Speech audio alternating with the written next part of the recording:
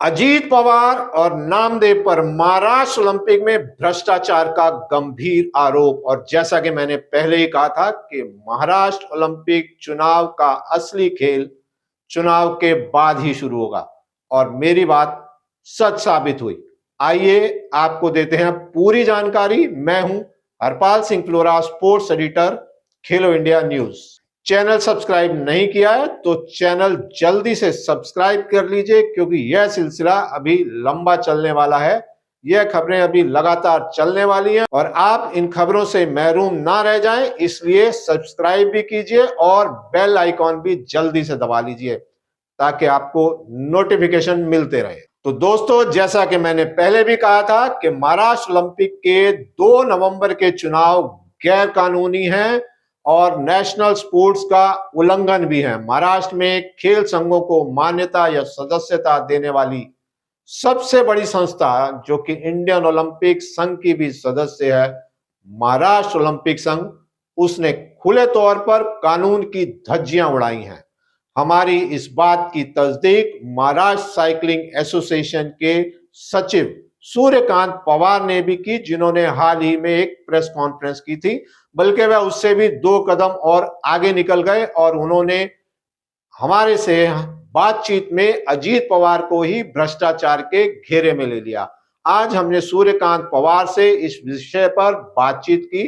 उन्होंने हमें जो जानकारी दी उसके अनुसार ऐसा हो सकता है कि महाराष्ट्र ओलंपिक के चुनाव फिर से करवाए जाएं, यदि इस मामले में वह हाई कोर्ट या चैरिटी कमिश्नर से कोई आदेश पारित करा लेते हैं, जिसकी उन्हें पूरी उम्मीद है। और चुनाव से पहले यह बात संजय शेट्टे ने भी मानी थी, जो कि अब महाराष्ट्र ओलंपिक संघ के सचिव पद पर हैं।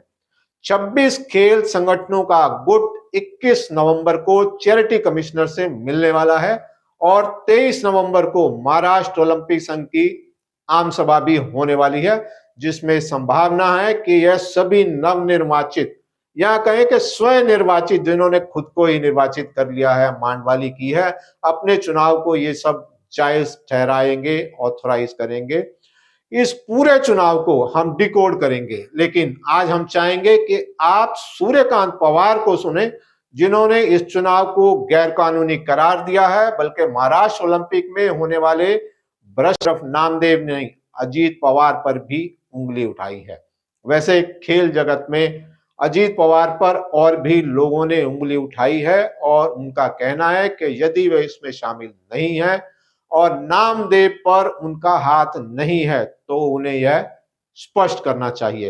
हालांकि कोई बोल नहीं रहा है, लेकिन दबी जुबान में यह बातें खेल जगत में चल रही हैं। चलिए आज हम आपको सूर्यकांत पवार की स्टेटमेंट सुनाते हैं, जिसमें उन्होंने अजीत पवार और नामदेव पर करारा हमला किया है और पूरी तरह से लड़ाई लड़ने के मूड में दिखते हैं। और अगले वीडियो में हम इस सारे खेल को डिकोड करने की कोशिश करेंगे। महाराष्ट्र ओलंपिक एसोसिएशन की जो इलेक्शन हुई है 2025 से 29 साल के लिए, 4 साल के लिए, ये जो इलेक्शन हुई है वो बेकायदा और मनमानी कारभार से ली गई है। ये इलेक्शन जो उन्होंने की है उसमें सारे पॉलिटिकल लोग जमा हुए हैं और जो कि नेशनल स्पोर्ट डेवलपमेंट कोड के मुताबिक कोई भी पॉलिटिकल पर्सन उसमें इन्फ्लुएंस नहीं कर सकते। जैसे कि हमारी जो महाराष्ट्र ओलंपिक एसोसिएशन की जो घटना है, बाइलॉज है, उस बाइलॉज में भी स्पेशल लिखा है कि नॉट फॉर पॉलिटिकल इन्फ्लुएंस। फिर भी ये लोग जानबूझ के उसको अवमान करते हैं, यानी कोर्ट का भी अवमान करते हैं। और उसमें बाइलॉज में भी लिखा है कि एक कोई भी पर्सन हो जो मेंबर है, उसको अगर इलेक्शन लड़ना है, अगर सेक्रेटरी बनना है या प्रेसिडेंट बनना है, तो वो 2 टर्म्स बन सकता है सिर्फ, ऐसा बाइलॉज में लिखा है, हमारी बाइलॉज में घटना में लिखा है। लेकिन अभी तो उसके मुताबिक देखेंगे तो अभी 4थे टर्म अजीत पवार खड़े हो रहे हैं। एक्चुअली अजीत पवार अभी 2 टर्म होने के बाद खड़े नहीं रह सकते, लेकिन ये इनका मनमानी कारभार है, इसके वजह से ये अभी खड़े हुए हैं। ये भी 4थे time national sport development code जो अभी अमेंडमेंट हो गया 2025, 24, 23 में, उसमें 3 टाइम के लिए लिखा है, लेकिन अभी ये तो 4थे टाइम खड़े हैं। और जो कि महाराष्ट्र ओलंपिक एसोसिएशन का जो चेंज ऑफ रिपोर्ट है 2013 से लेके 2017, 21 से लेके 25, ये चेंज ऑफ रिपोर्ट नामंजूर किया चैरिटी कमिश्नर ने, क्योंकि इनलीगल वो काम कर रहे थे, इसलिए वो नामंजूर हो गए। तो जब इनके चेंज ऑफ रिपोर्ट नामंजूर हो गए हैं, फिर भी ये इलेक्शन लड़ रहे हैं, तो ये भी मनमानी कारभार है। ये सब बेबंदशाही है, पॉलिटिकल प्रेशर के अंदर ये सब हो रहा है। इसके लिए मैं सूर्यकांत सीताराम पवार महाराष्ट्र साइकिलिंग एसोसिएशन का सेक्रेटरी हूँ। मैं खुद एक इंटरनेशनल स्पोर्ट्समैन हूँ और मैं छत्रपति अवार्ड विनर हूँ, जो महाराष्ट्र स्टेट गवर्नमेंट का अवार्ड मिलता है स्टेट स्पोर्ट्समैन को, वो अवार्ड मुझे मिला है। और मैं महाराष्ट्र साइकिलिंग एसोसिएशन का लीगली काम कर रहा हूँ। हमारी जो संस्था है महाराष्ट्र साइकिलिंग एसोसिएशन, वो महाराष्ट्र ओलंपिक एसोसिएशन की फाउंडर मेंबर है। Maharashtra cycling association is founder member to Maharashtra Olympic association. फिर भी हम लोग को वो लोग अप्रोच होने नहीं देते हैं, क्योंकि उनके पास इनलीगल लोग काम कर रहे हैं। अभी उस इलेक्शन में कुछ ऐसे लोग हैं, जैसे कि एथलेटिक्स की जो लोग हैं, उनकी संस्था महाराष्ट्र में नहीं है, उनका कोई ट्रस्ट नहीं है, क्योंकि वो एक ही नंबर के दो लोग ग्रुप चला रहे थे, लेकिन उनका नंबर नहीं है, उनका एसोसिएशन नहीं है, फिर वो लोग उधर वोटिंग के लिए खड़े।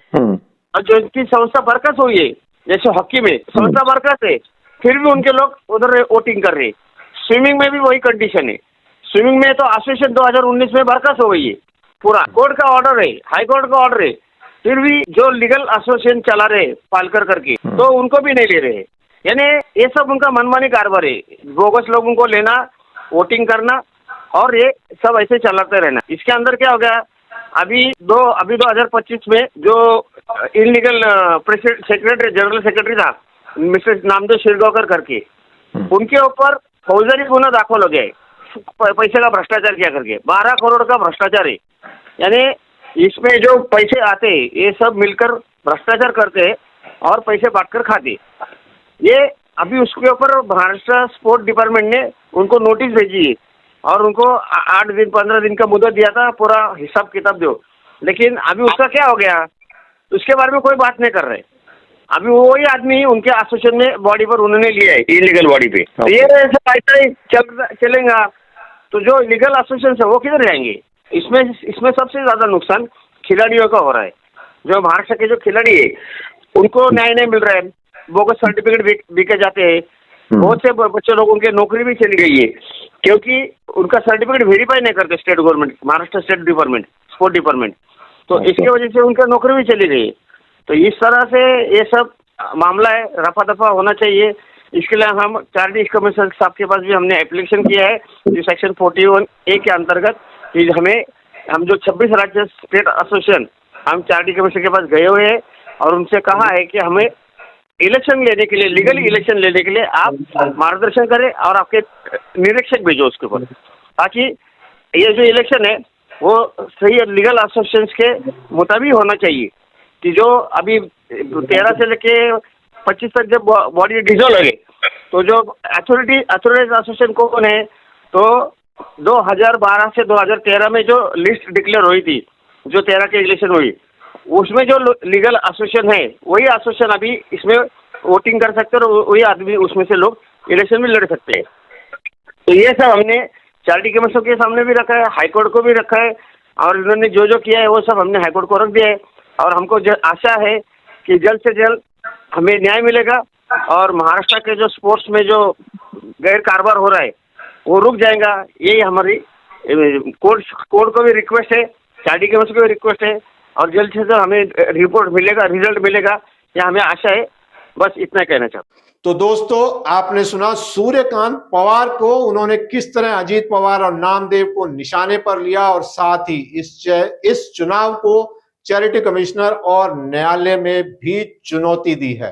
हालांकि संभावना सबको पहले से ही थी, फिर भी 2 नवंबर को चुनाव में मांडवाली हुई, आपस में पद बांट लिए गए, कानून को ताक पर रखते हुए चुनाव करवाए गए।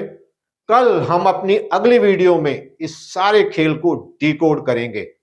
यह वीडियो पसंद आई हो तो आप लाइक की जरूर कीजिएगा और अपने विचार हमारे कमेंट बॉक्स में लिखना ना भूलिएगा। हमें इंतजार रहेगा आपके कमेंट्स का। अगली वीडियो तक के लिए मुझे इजाजत दीजिए। बहुत बहुत शुक्रिया।